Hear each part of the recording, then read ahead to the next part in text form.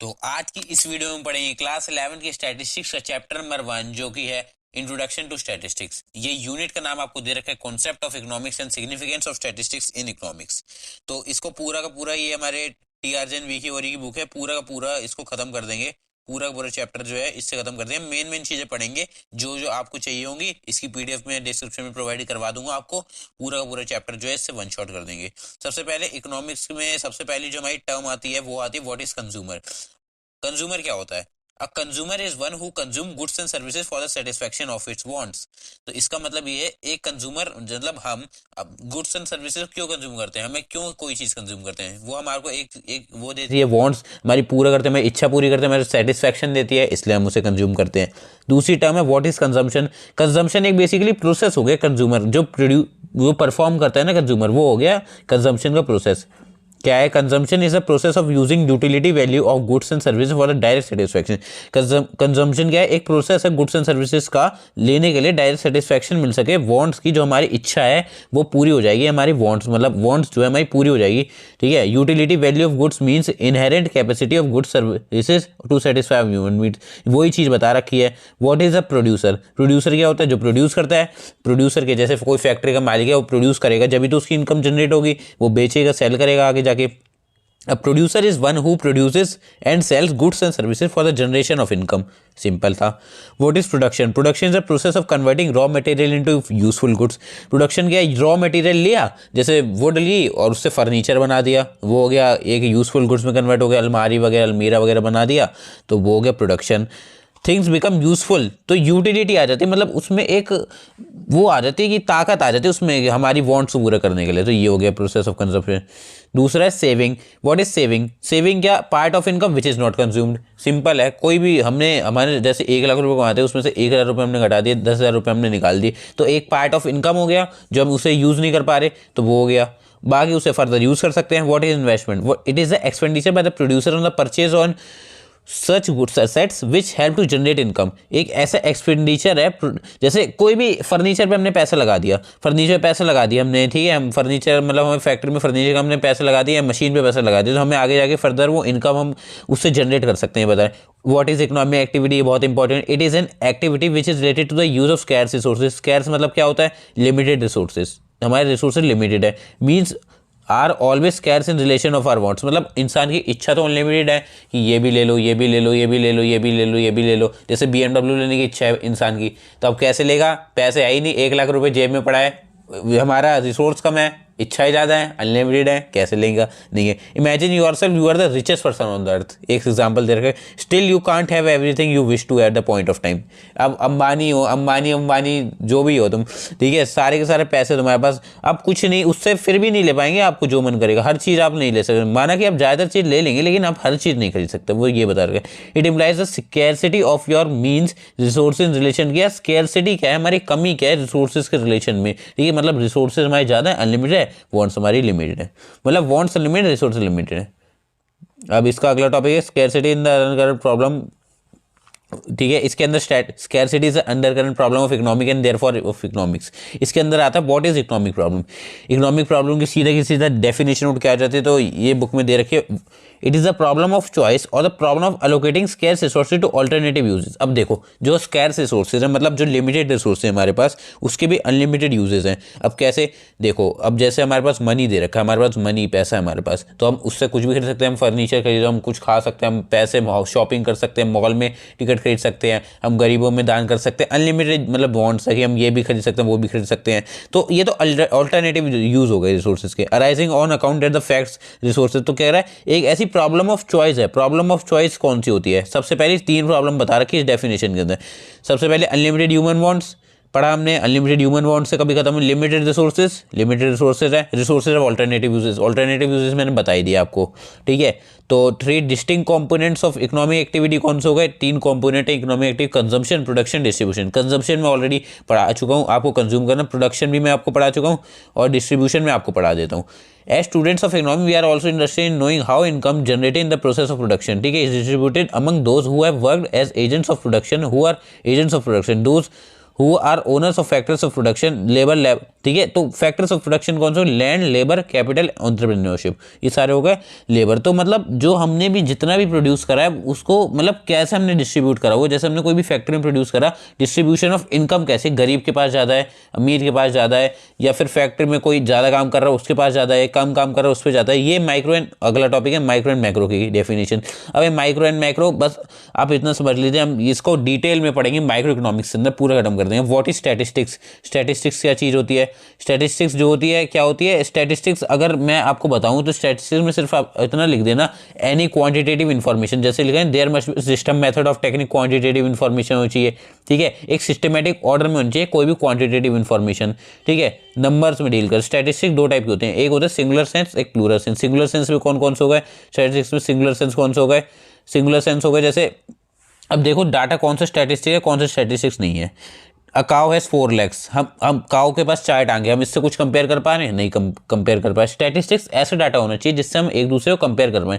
Average height, अब दूसरा example क्या है जो statistics, average height of the 26 plus male people in India is 6 feet and the compare to 5 feet। तो India में जो कि मेल्स हैं उनकी हाइट है 6 feet एंड द नेपाल में 5 feet। हम एक कंपेरिजन कर पा रहे हैं ना कि नेपाल की हाइट कम है, इंडिया की हाइट ज़्यादा है, ठीक है। तो हम ऐसे पता लग पा रहे हैं। तो ये हो गया सिंगुलर सेंस के हिसाब से हो गया सिंगुलर सेंस। अब प्लूरल सेंस, और सिंगुलर सेंस के अंदर आपके स्टेप्स भी आते हैं, collection, organisation, presentation, analysis, interpretation.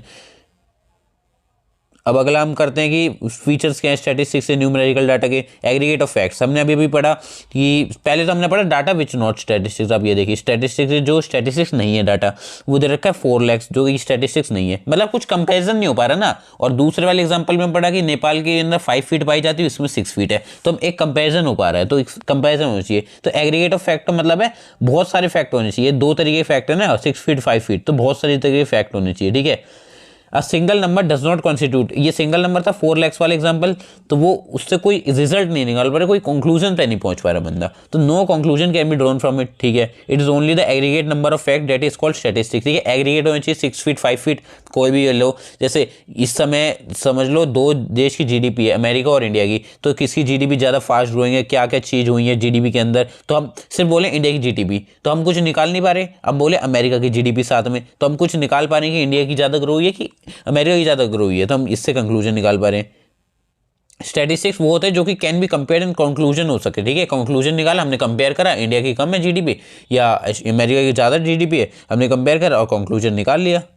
बाकी तो एग्जांपल दे रखा है। न्यूमेरिकल एक्सप्रेस डाटा जो कि मॉनेटरी वैल्यू, मतलब वही जो नंबर्स की फॉर्म में है वही हम जो कर सकते हैं एक्सप्रेस स्टैटिस्टिक्स, वही तो लिख सकते हैं ना 1 2 3 4 5 6। जो भी क्वालिटेटिव डाटा है जैसे small, big, rich, poor etcetera, जैसे क्वालिटीज हो गई बंदे की, स्मॉल है वो, बिग है वो, रिच है वो, पुअर है वो, डॉर्फ है, ये सब ये जो हो गई ना, ये सारी जो क्वालिटीज़ हो गई। अब एक एग्जाम्पल दे रखा है सचिन सर का, यहाँ पे सचिन इज शॉर्ट, ठीक है। तो इरफान पठान जो है 6 feet का है और 6 feet 2 inch का, और सचिन जो 5 feet 4 inch का, तो हम इससे ये निकाल पा रहे हैं कि सचिन जो है शॉर्ट है। अब मल्टीसिप्लिटी ऑफ कॉजेज क्या है? एक स्टैटिस्टिक्स का डाटा जो है ना वो मल्टीपल चीज़ों से इफेक्ट होता है। कैसे? Statistics are not affected by any single number, single factor से इफेक्ट नहीं होता। जैसे स्टैटिस्टिक्स में बहुत सारे फैक्टर, जैसे समझो समझो समझो समझो, देखो अगर किसी भी चीज़ का प्राइस बढ़ेगा, ठीक है, मार्केट में किसी चीज़ का प्राइस बढ़ गया, ठीक है, तो प्राइस बढ़ेगा तो क्या क्या चीज़ें, क्या क्या कारण हो सकते हैं? काफ़ी कारण हो सकते हैं। क्या क्या पता हो कि डिमांड, मतलब बहुत ज़्यादा लोगों ने खरीदना चाहो और प्राइस बढ़ गया हो, ये भी हो सकता है। इन्फ्लेशन आ गई हो, महंगाई हो गई हो, ये भी हो सकता है। मतलब हर एक चीज़ के अलग अलग कॉजेज हो सकते हैं, ठीक है। तो एक एग्जाम्पल दे रखा है कि ये जो हमें प्राइसेस वाला एग्जाम्पल दे रखा है, शॉर्टेज ऑफ पावर एक एग्जाम्पल हो सकता है, राइजेज इन टैक्सेस एग्जाम्पल हो सकता है, इंक्रीज इन डिमांड दे सकता है, रिडक्शन इन सप्लाई दे सकता है। अगर सप्लाई कम हो गई, पीछे से प्रोड्यूसर ने माल ही नहीं भेजा, अब आगे जो हमारे पास माल पड़ा हुआ उसका तो प्राइस बढ़ ही जाएगा ना, तो बस ये दे रखा है। तो एक चीज़ जो है मल्टीसिप्लिसिटी ऑफ कॉजेज पे डिफाइन करें। सबसे पहले हमने न्यूमेरिकली एक्सप्रेस्ड, उसके बाद हमने पढ़ा aggregate of facts and multiplicity of causes. Reasonable accuracy, reasonable degree of accuracy must be kept in while, ठीक है। जब स्टैटिस्टिक्स डाटा कलेक्ट करते हैं, हम लोगों से कलेक्ट करते हैं, जैसे मेरे को 50 बच्चों के मार्क्स जानने थे क्लास 11th में, तो कहाँ से मैं गया उनके पास, मैं जाने हाँ भाई तुम्हारे मार्क्स इतने, हाँ भाई तुम्हारे मार्क्स इतने, हाँ भाई तुम्हारे मार्क्स इतने हैं, तो मैं जानने लगा। तो अब पता लगा कि एक कलेक्शन, एक वे हो गया ना, एक तरीके से सिस्टमेटिक मैटर में कलेक्ट होनी चाहिए और एक्यूरेट डाटा कलेक्ट होनी चाहिए। ऐसा नहीं कुछ भी लिख दो, अपने हिसाब से मैनिपुलेट कर दो कि नहीं भाई तेरे 50 मैं 40 लिख देता हूँ, कम लिख देता हूँ, भेदभाव कर दो, ऐसा कुछ नहीं होना चाहिए। म्यूचुअली रिलेटेड कंपेरेबल, अगेन वही चीज़ है कि 6 फीट 4 फीट वही वाले एग्जांपल, तो म्यूचुअली रिलेटेड कंपेरेबल होना चाहिए। प्री डिटरमाइन ऑब्जेक्टिव स्टडी, यहाँ ये अच्छा पॉइंट है कि प्री डिटरमाइन ऑब्जेक्टिव क्या है। स्टैटिस्टिक्स को जब हम डाटा कलेक्ट करते हैं तो हमारा कोई प्री डिटरमाइन ऑब्जेक्टिव होना चाहिए। जैसे अब मेरा ऑब्जेक्टिव क्या था जब मैं क्लास के मार्क्स, यही ऑब्जेक्टिव है क्लास के बच्चों के मार्क्स जानने गया मैं, तो ये मेरा ऑब्जेक्टिव हो गया। ऐसी तो नहीं मुंह उठा के मैं चले जाऊंगा कि मार्क्स बताओ, कोई ऑब्जेक्टिव होना चाहिए उससे पीछे। Statistics are collected with some pre determine objective. Okay, any information collected without any definite objective will only be a numerical value. कोई भी ऑब्जेक्टिव नहीं है, अब भाई मैं उससे कुछ कर ही नहीं पा रहा हूँ, बस निकाल के रख दे तो कुछ ऑब्जेक्टिव हुआ, कुछ नहीं हुआ, तो बस ये दे रखा है। एन्यूमरेटर और एस्टिमेटेड, स्टैटिस्टिक्स में भी कलेक्टेड बाय एन्यूमरेटर और एस्टिमेटेड। एन्यूमरेशन मतलब एन्यूमरेशन एक वो बंदा हो गया, एक एस्टिमेट होना चाहिए हमारे पास कि जैसे एक से example, for example 1 lakh people attended the rally of address by prime minister और 2 lakh Mumbai, the statistics based on estimate. तो एस्टिमेट हम लगा पा रहे हैं, एक एस्टिमेट हो गया कि इस समय इसमें 1 लाख में, इसमें 2 लाख से, तो एक एस्टिमेशन हम पता लगा पा रहे हैं कि एक एस्टिमेशन हो गया हमारा। तो कलेक्टेड इन सिस्टमेटिक मैनर, एक अंदाजा लगा पा रहे हैं, मतलब estimation. Collected in systematic manner, statistics should be collected in systematic manner, ठीक है, वही हो गया, सिस्टमेटिक मैनर में होना चाहिए, वही डाटा हो गया। स्टैटिस्टिक्स सिंगुलर नाउन, देखो सिंगुलर नाउन के अंदर वही 5 स्टेप आ गए, कलेक्शन, प्रेजेंटेशन, एनालिसिस, इंटरप्रिटेशन, ठीक है, ये हो गए। स्टैटिस्टिक्स टूल कौन सा होगा, अब एक बार statistics in plural sense, singular sense, statistics in singular noun, statistics in plural noun, ये चारों अलग अलग चीज़ें हैं, ध्यान में रखने वाली बात है। अब अगला टॉपिक कौन सा है, स्टैटिस्टिकल टूल्स कौन सा होगा। स्टैटिस्टिकल स्टडी में कौन कौन सी चीज़ आती है, देखो कलेक्शन एंड ऑफ डाटा। अब इधर क्या दे रखा है, स्टैटिस्टिक्स टूल्स, मतलब ये इसे कलेक्ट कैसे कर सकते हैं, कलेक्शन कैसे कर सकते हैं, सेंसस और सैंपल मेथड। अगला चैप्टर नंबर 3 हम पढ़ेंगे, उसमें हम ये पूरा का पूरा देखेंगे सेंसस और सैंपल क्या चीज़ होती है। अगला स्टेप है ऑर्गेनाइजेशन, एरे ऑफ डाटा और टेलीबार्स, ठीक है, एरे ऑफ डाटा हो गया, टेलीबार्स हो गई, ये फॉर्म हो गई। प्रेजेंटेशन, तो स्टैटिस्टिक्स के अंदर स्टैटिस्टिक्स जो आपकी बेस्ड होती है वो 5 स्टेप होते हैं, collection, organisation, presentation, analysis, interpretation. इसको कैसे याद कर सकते हैं, कोपाई, COPAI, ये एक शॉर्ट फॉर्म हो गई याद रखने की, निमोनिक हो गया। अब प्रेजेंटेशन टेबल ग्राफ्स में प्रेजेंट कर सकते हैं, एनालिसिस परसेंटेज में निकाल सकते हैं, एवरेजेस, कोरिलेशन, रिग्रेशन, कोफिशिएंट्स वगैरह में निकाल सकते हैं। इंटरप्रिटेशन आपका रिलेशनशिप्स वगैरह बना के डिफरेंट इकोनॉमिक्स वेरिएबल्स के और मैग्नेटिक ऑफ परसेंटेज, तो अलग अलग मैग्नीट्यूड अलग अलग हम चीज़ों के बेसिस पे निकाल सकते हैं। अब स्टैटिस्टिक्स के स्कोप में 3 चीज़ आती है, नेचर के स्टैटिस्टिक्स का क्या सब्जेक्ट और क्या लिमिटेशन है स्टैटिस्टिक्स की।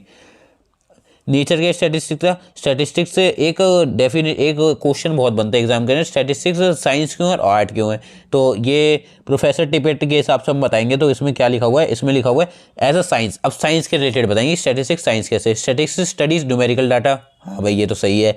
सिस्टम साइंटिफिक सिस्टमेटिक मैनर, ये भी ठीक है, ये ठीक है। तो स्टैटिस्टिक्स साइंस के हिसाब से कैसे है, तो स्टडी एक न्यूमेरिकल डाटा को, एक न्यूमेरिकल डाटा स्टडी करता है, वो हो गया साइंस। और आर्ट कैसे, एक quantitative data, real life problem हम जज कर पा रहे हैं, रियल लाइफ प्रॉब्लम कैसे जज कर पा रहे हैं, एक इसमें बस डेफिनेशन पढ़ो सबसे। As a not statistics related to quantitative data to real life problem by using statistical data we are able to analyse and understand real life problem. Real life problem कैसे एनालाइज करेंगे, अब हमने GDP लिया 2023 में, हमने GDP का लिया data, 2024 में हमने जीडीपी का डाटा लिया। हमने देखा कि जीडीपी मतलब एक प्रॉब्लम, जीडीपी में क्या प्रॉब्लम आ रही है, क्यों पॉपुलेशन मतलब क्यों अनएम्प्लॉयमेंट है क्या, तो एक तरीके से हमने रियल लाइफ प्रॉब्लम हमने डाटा कलेक्ट करा, जब भी तो हमें पता चला ना कि हमारी जीडीपी में कम। हम डाटा कलेक्ट नहीं करते तो कैसे पता चलता, तो बस ये देखा है। स्टैटिस्टिक्स 2 टाइप की होती हैं, डिस्क्रिप्टिव और इन्फ्रेंशियल स्टैटिस्टिक्स। डिस्क्रिप्टिव स्टैटिस्टिक्स क्या होती है, descriptive statistics refers to those methods which are used for collection, presentation as well as analysis of data, ठीक है। इसके अंदर कौन सा आ गया, कलेक्शन, प्रेजेंटेशन, एनालिसिस, ये एग्जांपल आ गए। इसके अंदर क्या होता है, द मेथड एस्टिमेट्स और मेजरमेंट ऑफ सेंट्रल टेंडेंसी, ये आगे वाले आपके चैप्टर में मीन मीडियन मोड। इसके अंदर क्या आता है, मीन मीडियन मोड आता है, कोरिलेशन आता है, तो ये सब बस आप याद कर लेना, ये सब चीजें इसमें आती है। इन्फ्रेंशियल स्टैटिस्टिक्स क्या होता है, जैसे सेंसस और सैंपल मेथड हो गया चैप्टर नंबर 3 में, तो मतलब ये हो गया सेंसस सैंपल मेथड के हिसाब से, ये हो गया mean median mode, collection, organisation, presentation, इस हिसाब से हो गया, तो ये हो गया इन्फ्रेंशियल। अब लिमिटेशंस ऑफ स्टैटिस्टिक्स क्या है, स्टैटिस्टिक्स क्या खामी क्या कमी है, स्टैटिस्टिक्स क्या कमी है, सर न्यूमेरिकल फैक्ट्स ओनली हमने पढ़ा था अभी कि स्टैटिस्टिक्स न्यूमेरिकली एक्सप्रेस्ड, हमने इसमें पढ़ा था फीचर्स एडवांटेज में इसके। तो हमने क्या न्यूमेरिकल, जो भी न्यूमेरिकल एक्सप्रेस नहीं होगा, जैसे honesty, friendship, wisdom, health, patriotism, justice, sector, वो कैसे होगा, उसका कुछ इलाज ही नहीं है। स्टैटिस्टिक्स ऑफ एग्रीगेट ओनली हमने पढ़ा कि एक गाय की 4 टांगे हमने पढ़ा, लेकिन अब उसके बाद हम क्या आगे कैसे करेंगे, उसके हम कंक्लूजन कुछ निकाल नहीं पाए, तो एग्रीगेट फैक्ट होने चाहिए। जैसे हमने 6 फीट वाले एग्जांपल और 5 फीट वाले एग्जांपल पढ़ा था, तो हम कोई कंक्लूजन निकाल नहीं पाए, तो क्या होगा, एक कंक्लूजन हम निकाल सकें, इसलिए वो एग्रीगेट फैक्ट की स्टडी करते हैं। एक सिंगल नंबर से कुछ हो ही नहीं पाएगा, तो अब सिंगल नंबर तो हमारा बेकार होगा एक तरीके से। तो क्या देखा, statistics studies only the aggregates of quantitative facts, it does not study statistics related to particular, जैसे 4 जो हमारी 4 lakhs वाली थी वो पर्टिकुलर यूनिट थी ना, तो हम कुछ नहीं कर पा रहे, तो उससे कुछ नहीं। Homogeneity of data as essential requirement to compare data, it is essential that the statistics are uniform in quality, ठीक है। कंपेयर करने के लिए डाटा को एक क्वालिटी, स्टैटिस्टिक्स डाटा कुछ क्वालिटी होनी चाहिए, मतलब ऐसा नहीं कुछ भी कर दिया। Data of diverse qualities and kinds can not be compare, ठीक है। अब जैसे डिफरेंट क्वालिटीज़ है, अब कैसे समझो। अब मैंने बोला कि राम का वेट है 5 kg, 5 kg समझ लो, तुम 5 kg समझो, चलो 50 kg ले लेते हैं, 5 kg तो बहुत कम हो गया, ठीक है। तो 50 kg राम का वेट, श्याम की हाइट है 6 फीट 9 इंच, तो कुछ कंपेयर हो पा रहा है, तो ऐसे डाटा लेने जो कि कंपेयर हो सके, यही लिखा है बस इसके अंदर, ठीक है। इसके अंदर बस इसमें मीटर फ्रूट ग्रेन का एग्जाम्पल दे रखा है हमने, हाइट का एग्जाम्पल, आप हाइट का एग्जाम्पल भी दे सकते हैं, कोई बड़ी बात नहीं है।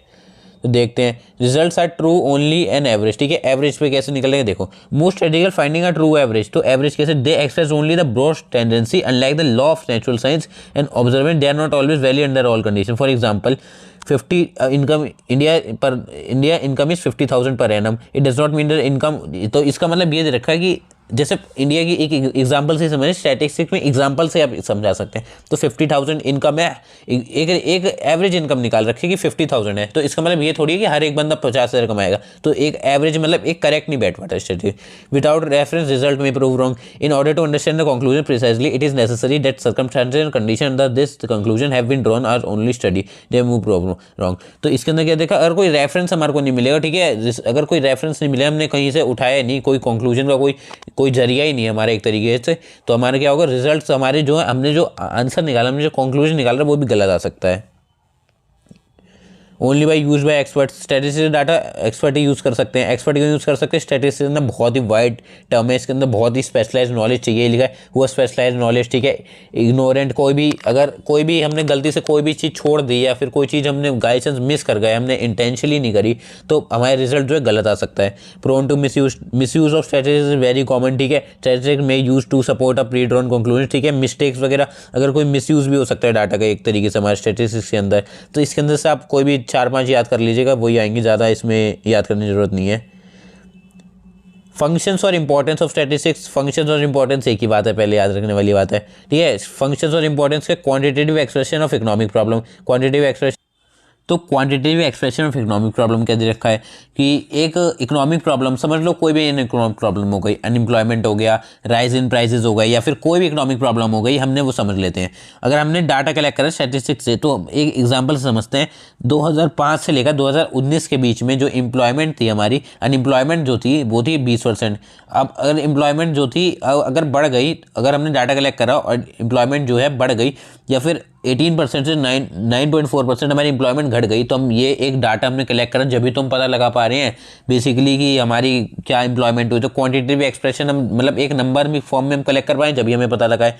इंटरसेक्टोरल इंटरटेम्पोरल क्या होता है, तो इंटरसेक्टोरल मतलब एक दो सेक्टर्स के बीच में कंपैरिजन हो रहा है, ठीक है। दो सेक्टर, जैसे हमारा एग्रीकल्चर सेक्टर हो गया, इंडस्ट्रियल सेक्टर हो गया, दो सेक्टर्स के बीच में कंपैरिजन। इंटरटेम्पोरल मतलब दो टाइम पीरियड्स के बीच में कंपेयर हो पा रहा है कि 2012 में इतना था, 2019 में इतना था, तो दो उसके बीच में दो टाइम पीरियड के बीच में कंपैरिजन हो पा रहा है। इंटरसेक्टरल मतलब दो सेक्टर मतलब ये वाला सेक्टर एग्रीकल्चर सेक्टर ज़्यादा हमारा जीडीपी में कंट्रीब्यूट कर रहा है कि हमारा इंडस्ट्रियल सेक्टर ज़्यादा कर पा रहा है। या फिर इंटरटेम्पोरल क्या होगा, 2012 में हमने ज़्यादा राइज किया कि 2019 में हमने ज़्यादा कुछ करा, ठीक है। Working out and cause of effect of relationship, ठीक है, क्या दे रखा है, economist try to find out the cause and effect of relationship, ठीक है। अगर कोई भी दिक्कत है, कोई भी प्रॉब्लम है, ठीक है, देखा रखे डायग्नोसिस ऑफ इकोनॉमिक प्रॉब्लम, कोई भी इनकम है, कोई भी प्रॉब्लम है, तो उसके बारे में हम जो है पता लगा पाएंगे। स्टैटिस्टिक्स जो इकोनॉमिक्स हैं, जो भी हमारे जो स्टैटिस्टिक्स हैं, वो पता लगा पाएंगे कि कोई भी दिक्कत है, तो इस डाटा से हम बेसिकली पता लगा पा रहे हैं कि हमारी क्या क्या दिक्कत है। तो इकोनॉमिक्स तो ये हो गया।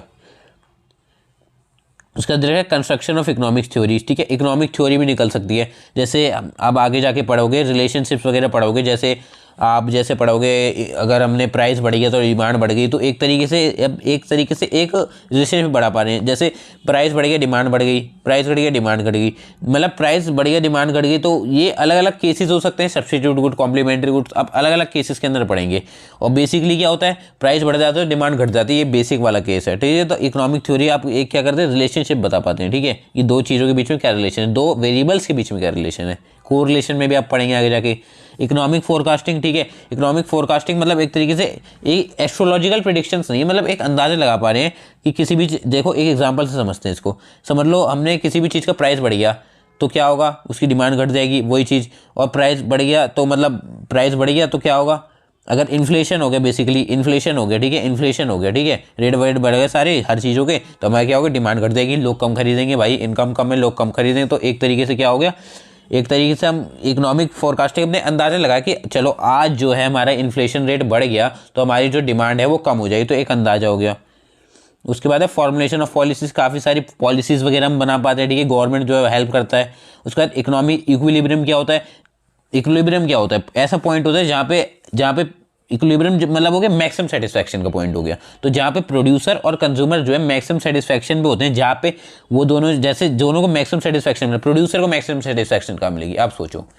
हाँ, प्रोड्यूसर को मैक्सिमम सेटिस्फैक्शन कब मिलेगी, जब वो मैक्सिमम मतलब वो प्रोड्यूस जहाँ पे उसे मैक्सिमम प्रॉफिट होगा। अब प्रोड्यूस मैं कर रहा हूँ, मेरे को मैक्सिमम प्रॉफिट होगा जब भी तो मेरे को मिलेगी, हाँ कि बस भाई इतना काफ़ी है, इतना बहुत ही है, ठीक है। अब क्या रहा, कंज्यूमर है, कंज्यूमर को मैक्सिमम सेटिस्फैक्शन कब मिलेगी, कंज्यूमर को अब कंज्यूमर को कब मिलेगी, कंज्यूमर को जब उसको मैक्सिमम सेटिस्फैक्शन जब मिलेगी जब वो गुड्स एंड सर्विसेज कंज्यूम करेगा, और सबसे ज़्यादा जब उसे मजा आएगा, मतलब उसे मैक्सिमम सेटिस्फैक्शन मिल जाएगी, वो हो गया उसका इक्विलिब्रियम पॉइंट। जो दोनों इक्विलिब्रियम पॉइंट जहाँ बराबर आ गया वो हो गया इकोनॉमिक इक्विलिब्रियम।